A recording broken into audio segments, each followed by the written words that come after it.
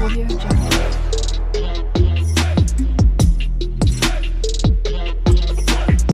दोस्तों, अगर कोई व्यक्ति किसी विषैले पदार्थ से कोई ऐसा कार्य कर रहा है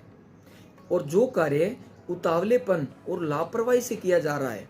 और ऐसे उतावलेपन और लापरवाही से किए जाने वाले कार्य से किसी अन्य व्यक्ति को नुकसान होने की संभावना हो या फिर किसी अन्य व्यक्ति के जीवन को संकट हो या उसके जीवन को कोई खतरा हो, तो दोस्तों ऐसा कार्य आईपीसी के सेक्शन 284 के तहत अपराध की श्रेणी में आता है, यानी कि अपराध माना जाता है।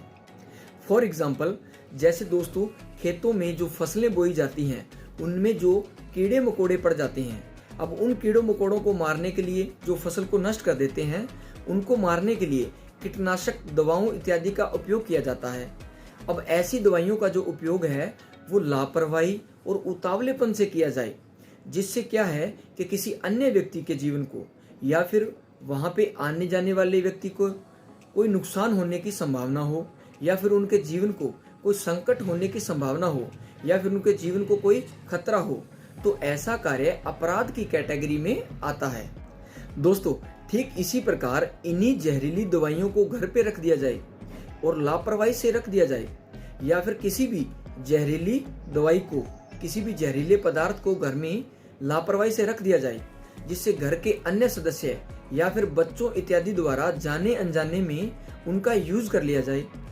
तो उससे भी क्या है कि उन बच्चों के, उन अन्य सदस्यों के जो जीवन को नुकसान होता है, उनका जो जीवन है वो संकट में पड़ सकता है। तो ऐसा कार्य भी अपराध की कैटेगरी में आता है।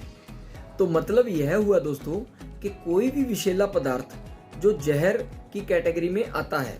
अगर ऐसे पदार्थ का यूज जो है वो लापरवाही और उतावलेपन से किया जाता है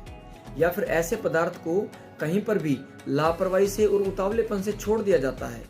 जिससे क्या है कि किसी अन्य व्यक्ति के जीवन को कोई नुकसान होने की संभावना हो,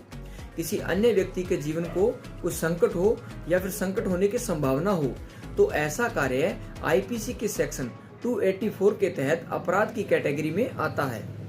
दोस्तों, ऐसे अपराध में दोषी पाए जाने वाले व्यक्ति को 6 महीने तक की जेल और प्लस जुर्माने से भी दंडित किया जाता है।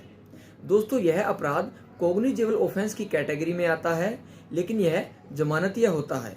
दोस्तों, ऐसे अपराध का जो विचारण है वो फर्स्ट क्लास मजिस्ट्रेट साहब द्वारा किया जाता है।